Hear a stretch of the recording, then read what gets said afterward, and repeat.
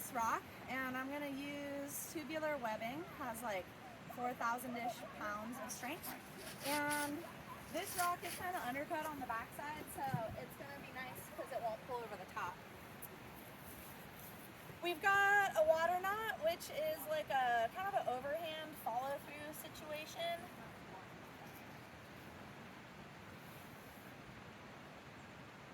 And I want the tail on my water knot to be maybe like a couple inches on both sides here. I'm gonna rotate it so that my knot is out of play.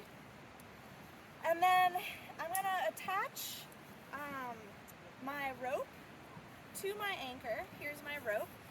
This is a Sterling grab line, 3/8 inch, 92 meters. The cool thing about this is it only has like 4% stretch. So technically it's a static line, and it's like pretty small. I have it in this little bag here. So it could even double as a throw rope, which is cool. So the next thing I've got is my pulley, and I'm gonna use the pulley because I don't want any friction in my system that would be created by carabiners. I've carabinered it on. I haven't locked my carabiner yet. Now I'm gonna walk down here to my boat and make an anchor on my boat.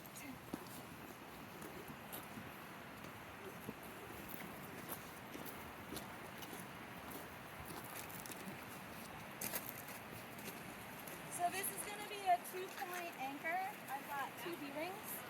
On a boat this small, that's fine. If you had a bigger, heavier boat, you'd want to attach to the frame, or you'd want to do a 3-point anchor. Once again, I'm going to create a water knot to attach the 2 ends of my tubular webbing together. This water knot is super strong. It's actually really hard to get undone after you put any sort of load on your system. Here's my water knot. It's nice and dressed and tidy. And once again, I want my knot out of play. So I'm gonna grab these 2 bites, and this is gonna be self-equalizing.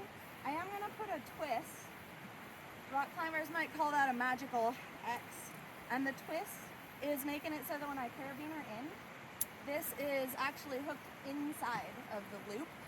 Whereas if I just went around the outside and one of the D-rings flew out, it could come off eventually. Okay, so now my figure 8 on a bite. I don't want a lot of extra tail, so I'm gonna judge that before I start making the bite. Gonna dress my knot so that I have a loop that's small enough to attach a carabiner through, but not so big that I can like get a hand through it or anything. Sometimes you have to twist your knot to get it dressed appropriately. If you dress it right, your figure 8 is going to be really identifiable to other boating parties, which is cool that everybody's using the same knot and you know how to undo it. We don't actually have to back up the tail on our family of figure 8s either. I am going to go ahead and lock down this carabiner since I'm done here, and then I'm going to back it off like 1/4 of a turn for after I put this on load. So now comes the part where I make a V, and for this part I'm going to need a loop of accessory cord, and that accessory cord loop is called a prusik. A prusik is a hitch created by, oops, there goes both of them.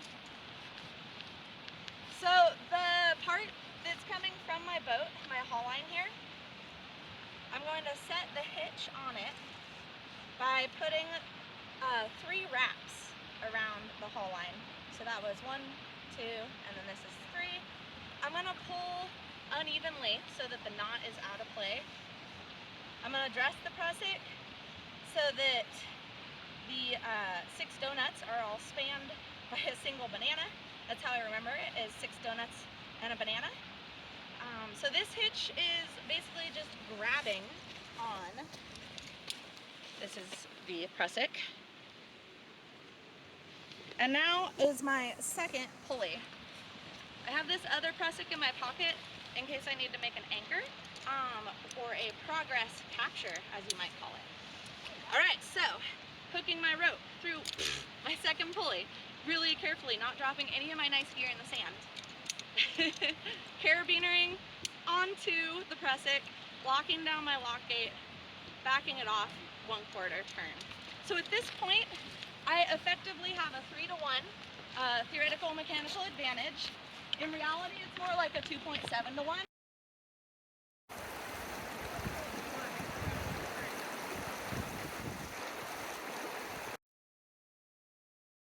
So some extra things you can do for safety once you have your basic 3 to 1 is you can attach a dampener to the middle of your line. And this way, if the D-rings fail and everything blows off coming at you, the dampener will pull the rope towards the ground or towards the water. And then the last fancy schmancy thing I might do is come up here and make a progress capture. So you gotta make sure you have the haul line and not the Z-drag part. And it's the same as the other time we put the pressic on. 1, 2, 3, pulling it through, dressing it. All right, and then I actually like to put it on its own carabiner. Now, although this is technically a pressic minding pulley, see how it has the flat bottom? The reality is that this is a small diameter haul line and an even smaller diameter pressic. Your pressic should be like 3 millimeters smaller than your haul line. So because it might get sucked in, as I pull on my system, it's really nice to have somebody mind the pressic. And what that means is they scoot it towards the wrapped boat while you're pulling. See how it gets sucked up into here? And then you scoot it. And then theoretically, I can let go and the progress has been captured